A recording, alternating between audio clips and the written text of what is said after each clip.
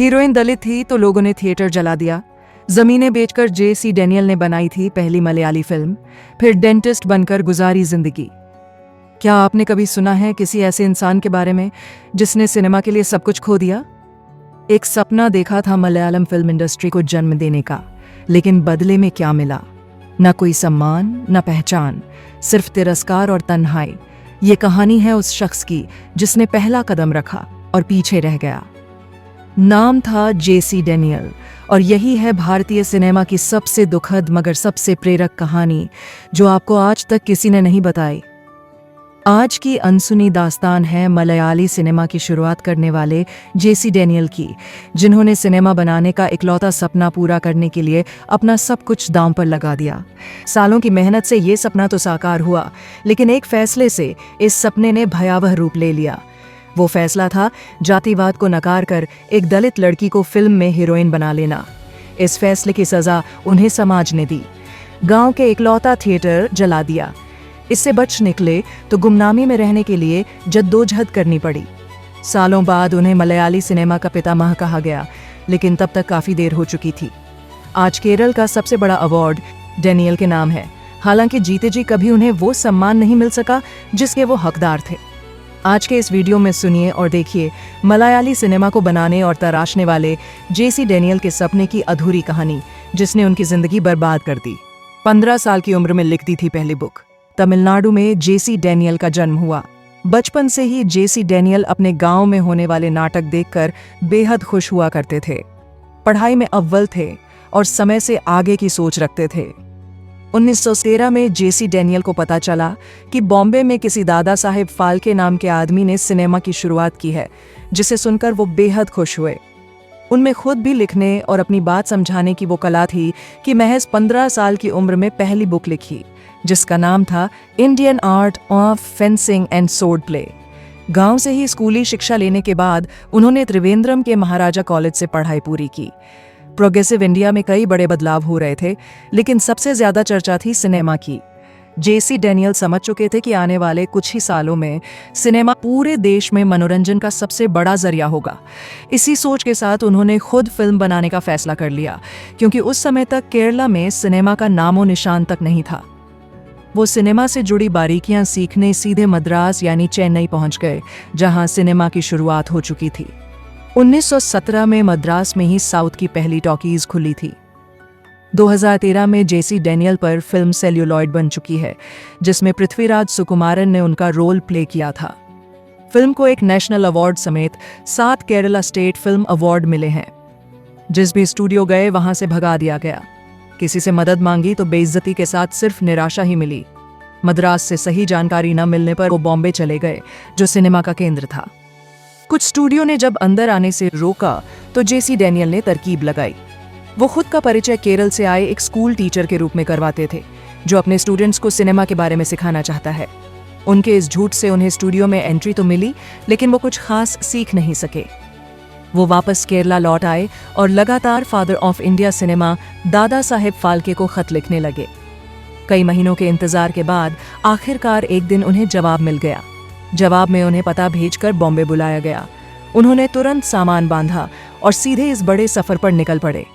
दादा साहेब फाल्के से हुई उनकी मुलाकात सफल साबित हुई।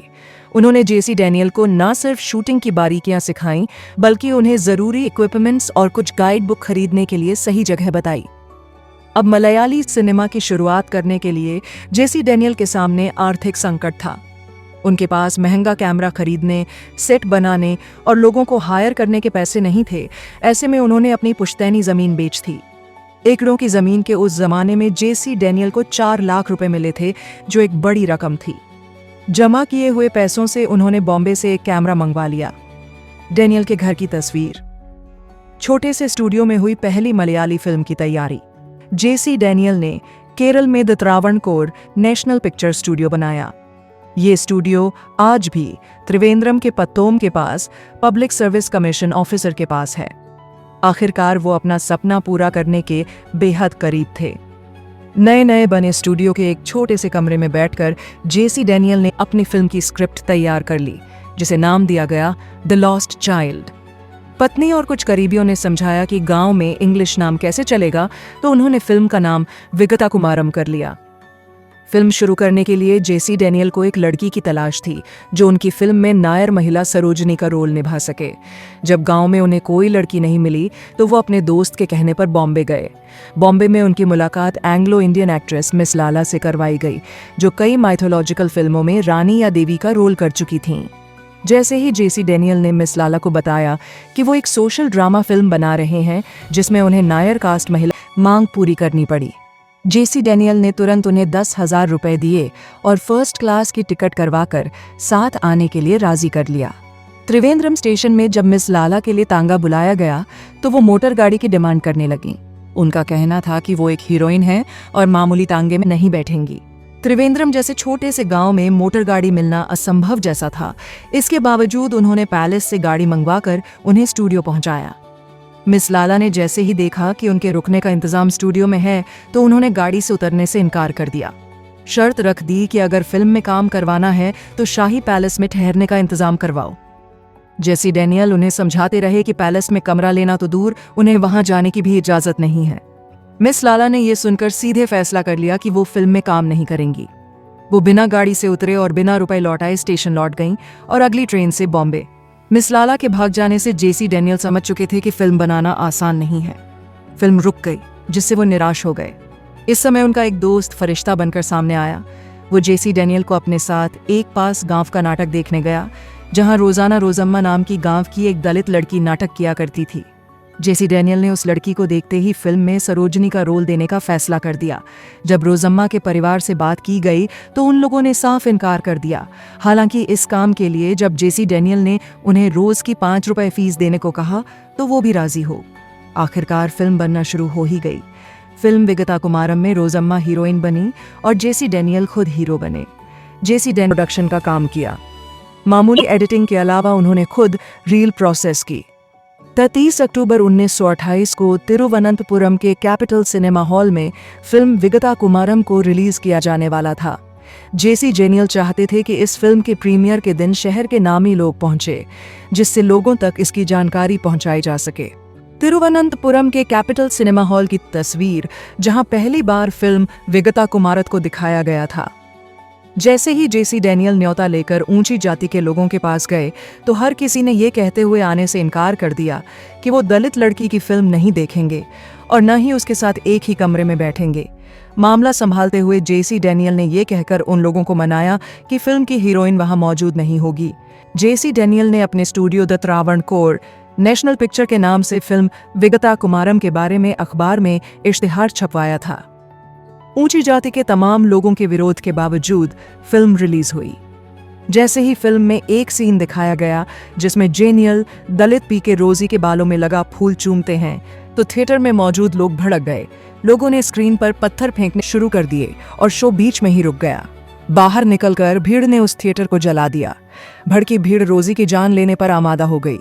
उन्होंने रोजी को भीड़ से बचाया और उसे एक थिएटर में छिपाया तो लोगों वो थिएटर भी जला दिया। पीके रोजी ने तुरंत छिपकर गांव छोड़ दिया और उसके बाद कभी लौटी ही नहीं। उनका क्या हुआ ये सालों तक किसी को पता ही नहीं चला। जब जेसी डैनियल थिएटर लौटे तो सब कुछ जलकर राख हो चुका था। इसके बाद भी उन्होंने हिम्मत नहीं हारी। उन्होंने वही फिल्म ओलंपी के स्टार थिएटर में कुछ पढ़े लिखे लोगों को दिखाई। एक बार फिर किस्मत ने जेसी डैनियल का साथ छोड़ दिया। चलती हुई फिल्म अचानक ग्लिच आने से रुक गई, जिससे थिएटर में हल्ला मच गया। फिल्म के अनाउंसर, जो साइलेंट फिल्म समझाने के लिए एक अनाउंसर रखा जाता था, ने इस बात की घोषणा की कि ये एक टेक्निकल प्रॉब्लम है और फिल्म जल्द ही दोबारा दिखाई जाएगी। लोग मान गए और संयम के साथ बैठे रहे। आगे फिल्म विगता कुमारम को किलोन, त्रिचुर, तेलीचेरी और नागरकोइल में भी दिखाया गया। लोगों ने फिल्म देखी और टिकट बेचकर कुछ रुपए इकट्ठा हो गए, लेकिन वो राशि फिल्म की लागत से काफी कम थी। भारी नुकसान के चलते जेसी डैनियल बुरी तरह टूट गए। कर्ज से निकलने के लिए उन्होंने अपने सारे इक्विपमेंट बेच दिए और स्टूडियो बंद कर दिया। गांव वालों से नाराज होकर जेसी डैनियल ने गांव छोड़ दिया और पालायम कोट्टाई, तमिलनाडु जाकर बस गए, जहां न्यू हाउस नाम का उनका एक पुश्तैनी घर था। पत्नी जेनेट और परिवार का खर्च उठाने के लिए उन्होंने डेंटल की पढ़ाई की और डेंटल सर्जन बनकर एक छोटा का क्लिनिक खोल लिया। जिंदगी के आखिरी सालों में डैनियल और उनकी पत्नी जेनेट जेसी डैनियल ने अपनी फिल्म विगता कुमारम की रील सालों तक घर के एक संदूक में छिपाकर रखी। आते जाते जब भी संदूक पर नजर पड़ती तो बुरी तरह टूट जाते थे। एक दिन उनके बेटे ने वो संदूक खोल दिया, सामने पड़ी एक रील हाथों में ली और उसमें आग लगा दी। रील से नीला धुआं उठता देख बेटा इतना खुश हुआ कि उसने उस नीले धुएं के लिए पूरी फिल्म की रील एक एक कर जला दी। ये सब जेसी डैनियल दूर बैठे देखते रहे, लेकिन उन्होंने बेटे को रोका नहीं। 1938 में एक दिन तमिल सिनेमा के सुपरस्टार कहे जाने वाले पीयू चिन्नप्पा दांत में तेज दर्द उठने पर डेंटिस्ट की तलाश में जेसी डैनियल के क्लिनिक पहुंच गए। इलाज से राहत मिलने के बाद उन्हें पता चला कि जेसी डैनियल ने पहली मलयाली फिल्म बनाई थी। उन्होंने मदद का आश्वासन देकर उन्हें पुदुकोट्टई बुलाया और उनसे अपनी फिल्म बनवाई। जैसे ही फिल्म पूरी होने लगी तो पीयू चिन्नप्पा ने उनकी मदद करने से इनकार कर दिया। जब आर्थिक तंगी से जेसी डैनियल को घर चलाना मुश्किल हुआ तो उन्होंने केरल सरकार से एक आर्टिस्ट होने के नाते पेंशन की मांग की, लेकिन उनकी मांग को ये कहते हुए खारिज कर दिया गया कि वो केरल नहीं बल्कि तमिलनाडु में जन्मे हैं।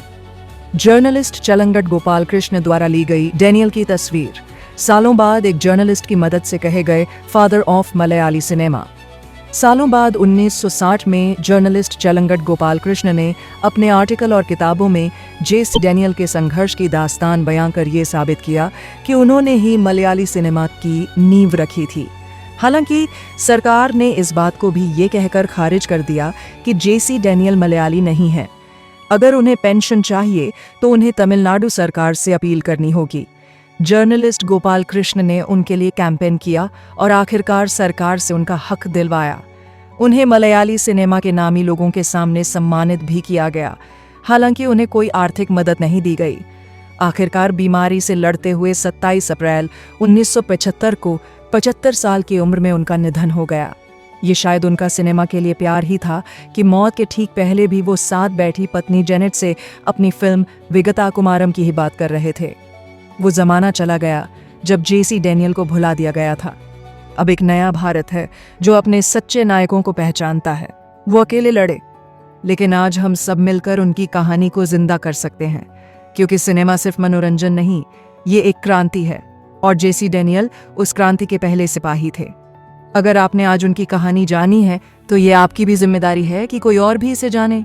शेयर कीजिए ताकि हर आंख उस चेहरे को देख सके जिसे दुनिया ने अनदेखा किया था। सब्सक्राइब करिए क्योंकि हम ऐसी ही भूली हुई कहानियों को आवाज देते हैं।